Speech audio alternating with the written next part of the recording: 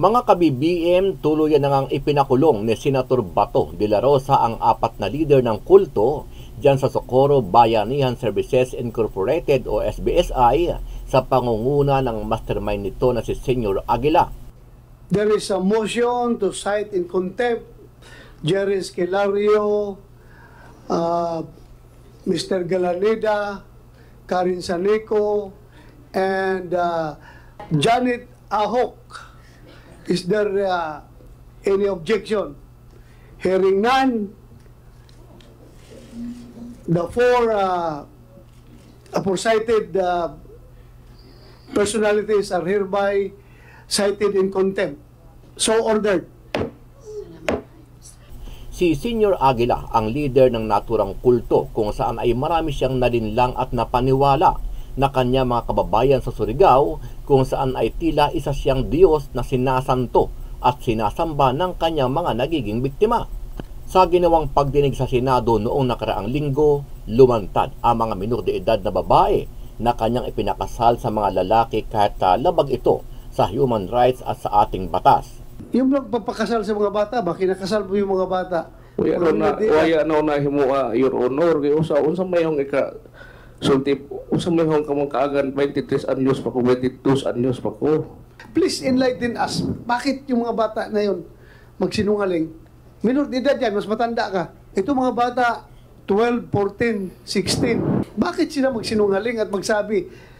Alam mo hindi po, babae yun. Labag sa kalooban nila yun, umiiyak na nagsasalita yung bata dahil, prangkahan tayo, Jerry. Samantala, nagdadalawang isip ngayon ang Senado kung magsasagawa pa sila ng pangalawang pagdinig kaugnay sa naturang issue o kung tuluyan na nilang kakasuhan at mabulok sa kulungan ang mga lider ng kulto dahil sa mga testimonya at patunay na marami silang nabiktima, partikular ang mga minor de edad. Ano ang masasabi mo dito mga ka-BBM? Dapat na ba talagang mabulok sa kulungan ang mga lider ng kulto sa pangunguna ni Senyor Aguila o dapat pang magkaroon ng pangalawang pagdinig sa Senado? Sama-sama nating panuorin ang buong video at pakicomment nyo po ang inyong mga reaksyon at sariling opinyon. Pero bago yan, sa mga hindi pa po nakasubscribe sa ating channel, naka-BBM News PH, pakipindot po ang subscribe button at pakiclick na rin ang notification bell para lagi ko updated sa mga bagong upload natin na legit at napapanahong balita. Maraming pong salamat. Bakit meron silang armas? Hindi po yan armas, sir. Ano yan? Kahoy po yan. Kahoy. Yung makasagot po ay si Atty. Ralna po kasi... Sige, pakiconfirm nga ito. Kahoy ba talaga yan? Mr. Chair, noong panahon po yan, mayroon po kasing may mga different activities po yung mga clusters po doon. Meron? May mga different activities, may sports, meron pong mga iba't ibang klaseng programa for the members po. At during that time po, isa po yan parang contest po between the clusters po. Kanina po, naalala ko, Mr. Chair, sinabi po ng ating regional director ng NBI na bago pumunta po yung mga ahente ng NBI doon sa kapihan, kailangan ma-assure na hindi sila masasaktan. Dahil sa pagkaalam ng NBI, may mga armas at may kakayahang lumaban o gumamit ng mga armas na ito. Kaya kailangan ng precautions. So given that po, Mr. Chair, Regional Director, parang contradictory, di ba? Yung sinasabing props lang to, peking armas lang to, kahoy o kung anuman, kumpara dun sa alam ninyo tungkol sa area nila, kaya nga kailangan mag-ingat. Tama po ba? That's correct, Your Honor. Mr. Chair, that's correct. Magandang hapon po, Your Honor. Yung mga bata po doon ay hindi nakapag-aral. Mismo po yung anak ko, pagbaba na namin sa patag, doon pa po siya nakapag-aral. I see. And ma'am, bilang dating teacher, ano pong assessment nyo sa mga learning abilities ng mga bata na nandoon pa sa kapihan? Halimbawa, marunong ba silang magbasa? Marunong ba silang magsulat? Kanina iniyakan ni Elias Renz na at 12 hindi pa siya nagsusulat. Marunong ba sila sa arithmetic? Yung ibang bata po ma'am na nakapag-aral sila before pumunta dun sa bukid, marunong silang magsulat at makapagbasa. Pero yung mga bata from age 5, hindi na po sila marunong makapagsulat at magbasa. Okay. At mga ilan kaya yung mga batang sa ganong age range mula 5 pababa? Marami po ma'am dahil naka-barak sila yung age 5 above, nasa 200 plus yata sila doon. Wow. So mga at least 200 ang hindi ngayon nakatatanggap ng pagtuturo tungkol sa 3 Rs. At tama nga kayo, at age 5 or a little above that, talagang nasa barracks na sila. Sinabi po ni Sir Jen kanina na yung pinakamababang antas ng Soldiers of God, yung fetus, ay 6 to 7 years old lamang. Ma'am, sabi po ni... At saka ma'am, dati kayong teacher, paanong napapayag kayo na hindi makapag-aral yung sarili niyong anak? Dahil ipinagbabawal na po ni Senior Aguila ma'am yung pag-aaral. Dahil pag nag-aaral daw yung mga kabataan namin, hindi pinag-aaral yung mga bata para hindi lumabag sa kaniyang mga utos. At pag lumabag, pinarurusahan. opo ma'am. Yes, Mr. Senator Chair. Risa, if I may, short interjection lang. Isang follow-up question po kay Mr. Galanida at isa po Yes. kay Ms. Lovely kung maaari. Go ahead, go ahead. Naman kayo, Mr. Chair.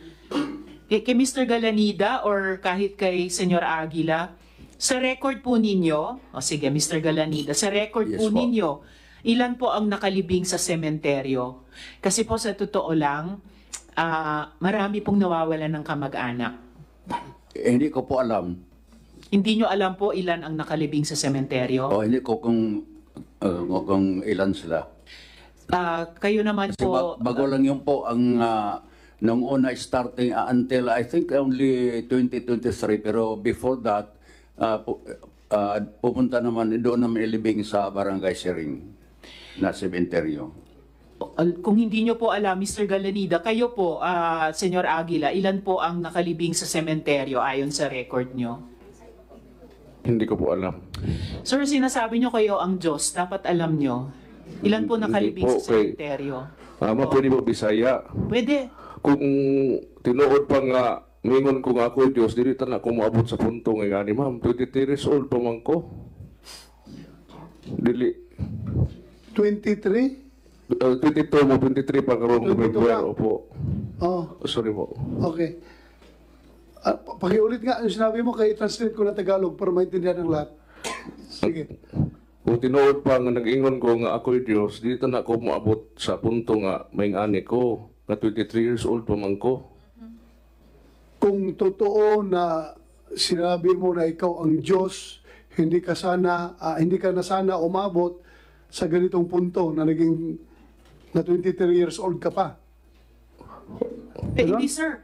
At saka, Hindi- Mr. hindi Chair, ako. umabot si Yesu Cristo ng 33. May isang dekada pa kayo.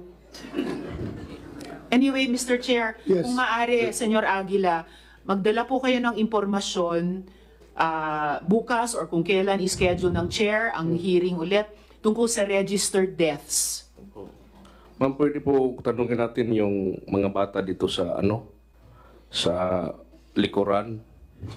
Sino po yung nasa likuran na tinutukoy nyo? Hindi ko alam kung anong pangalan. May dalawang bata dito, parang gustong Bata yan na Oo. taga-kapihan. Dala ninyo yan? Dala ninyo? Isa po silang mga witnesses kasi yung isa na-release dati po sa inihingi namin na habeas corpus at isa din lumayas sa sabi ko po nandoon sa kamay ng LGU at saka DSWD. Mr. Chair, sa pagkaalam ko po, yung original na 8 tumakas, pinakasuhan ng Socorro Bayanihan Services ng kanilang mga magulang na nasa kanila pa sa kapihan para mabawi yung mga bata. At yung isa nga po ay naibalik sa kanilang magulang at yung 7 natira ay talagang humiling ng saklolo na manatiling malaya at nananawagan sa kanilang mga kababata na nasa kapihan pa na tumakas din dahil wala daw silang kinabukasan doon. Kung bibigyang daan ng chair yung pagsasalita ng 2 pang bata,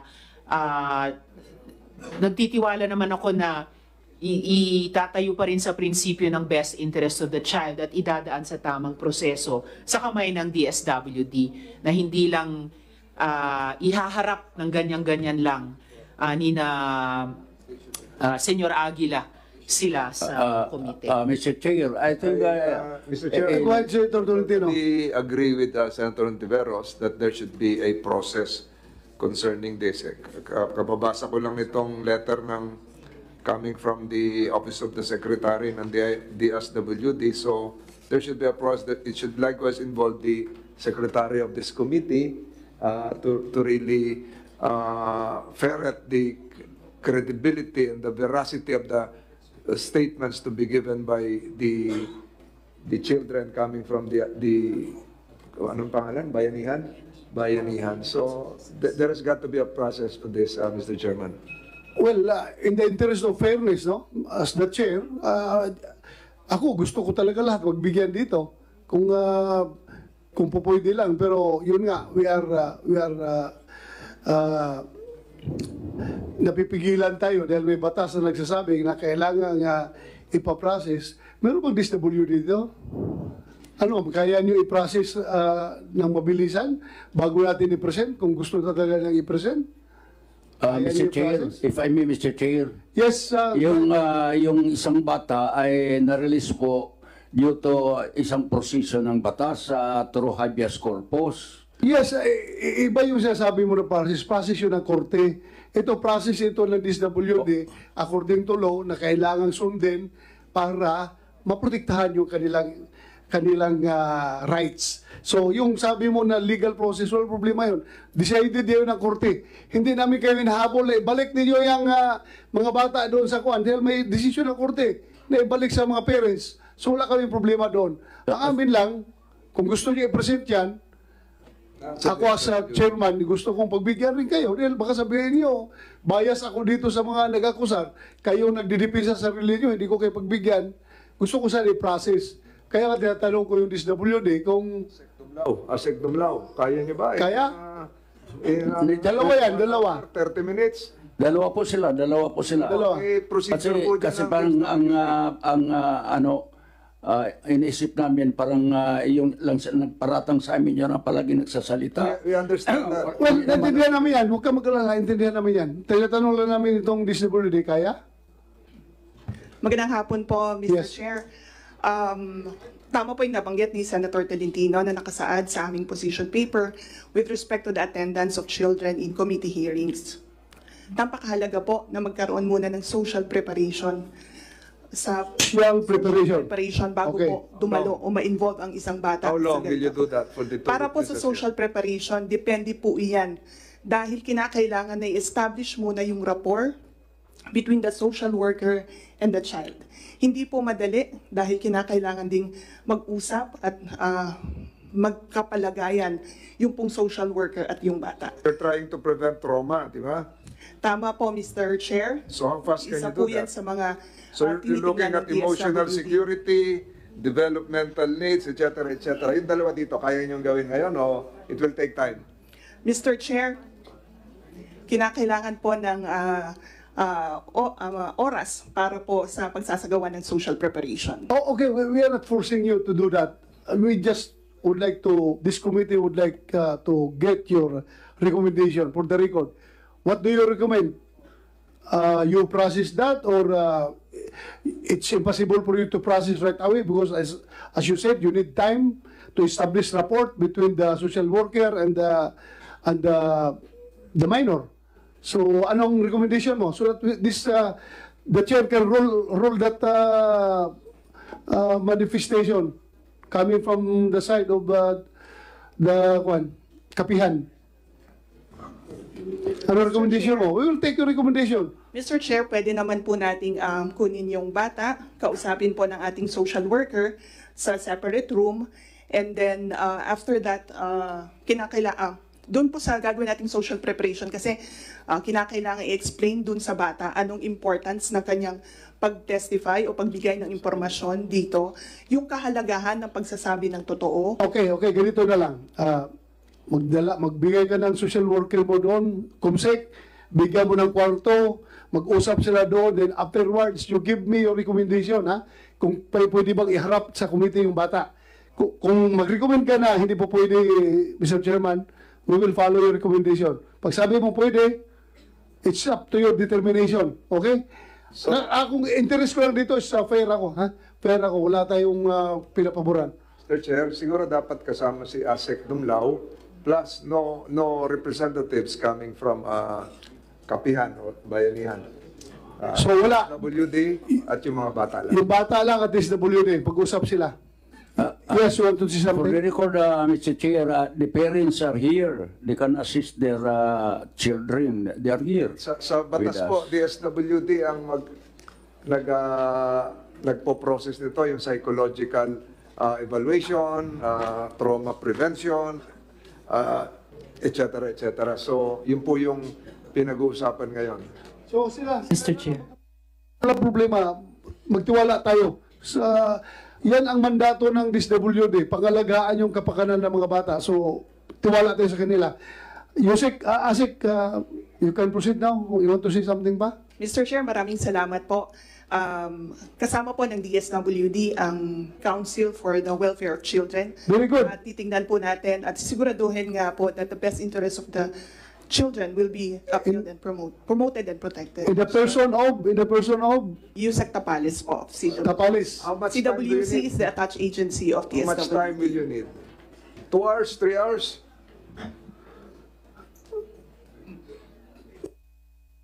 Basta you just report back to the committee kung anong recommendation nyo. Hintayin namin kayo. You have your time. Ganun na lang. Yes, Mr. Chair. Sige, thank you. You're no excuse.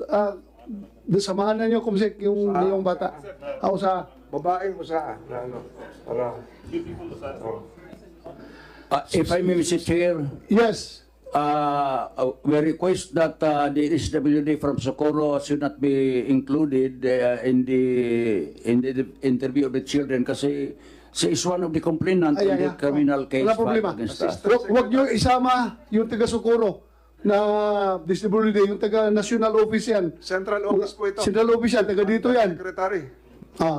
Huwag na yan yung pasamahin, ha? Yung local Socorro. CWC. CWC. Yes, go ahead, ma'am. Para mag-start na kayo. Your excuse. Senator Risa, you want to continue? Please. Well, actually, Mr. Chair, isa na lang talaga or isa pa rin yung tanong ko eh. Kina Senyor Aguila, nahawa ako sa inyo, Chair. May muti ko nang siyang tawaging Haring Aguila. Pero Senyor Aguila ang gusto niyang itawag, ang tinatawag sa kanya dun sa kapihan. So, siguro tanungin ko na lang, minsan pa, para for the record, kasi ito naman yung tanong na nagpasimuno nitong investigasyon ng aming mga resolusyon nung tumakas yung mga bata, kinupkop ni na Mayor at ng MSWDO, nauna ng inaksyonan ng NBI, ng IACAT, and then nakapag-investiga tayo dito ngayon. So Mr. Chair, itatanong ko ulit, itatanong ko kina J. Renz Kilario, Mamerto Galanida, ganun din kay Janet Ahok, at kay Karen Saniko. Yung isa sa pinakatanong ng investigasyong ito, may child marriage ba sa kapihan? Kasi meron po tayong di kukulang sa 4 na mga witnesses nag-a-attest dito sa child marriages sa kapihan.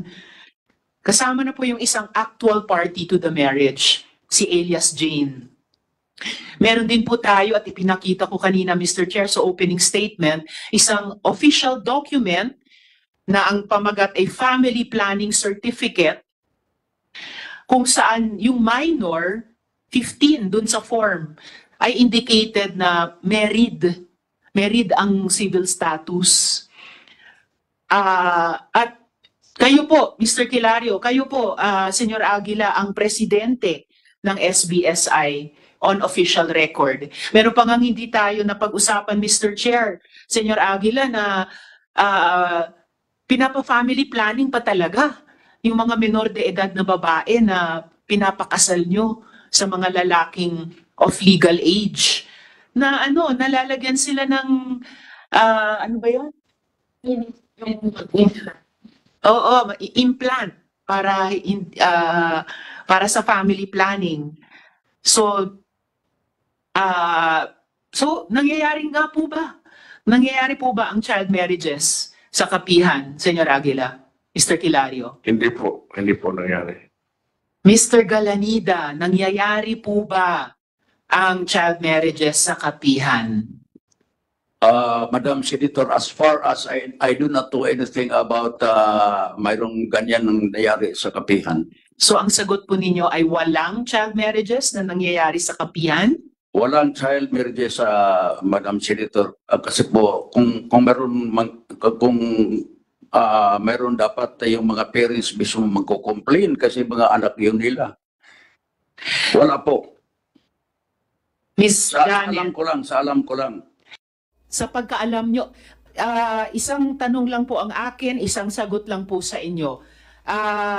Hindi sa alam nyo, hindi. Ano bang totoong alam nyo? May child marriages ba o wala sa kapihan? Sir, Ma'am Janet, hindi pa po kayo. Mr. Galanida, mayroon ba or walang child marriages sa kapihan? As I would like to reiterate, as far as I know, wala po. Hindi ako nakasaksi ng anumang seremonya na nangyari doon. Mr. Chair, parang ayaw lang sabihin ni Mr. Galanida ng no, pero hindi rin sila umaamin ng yes.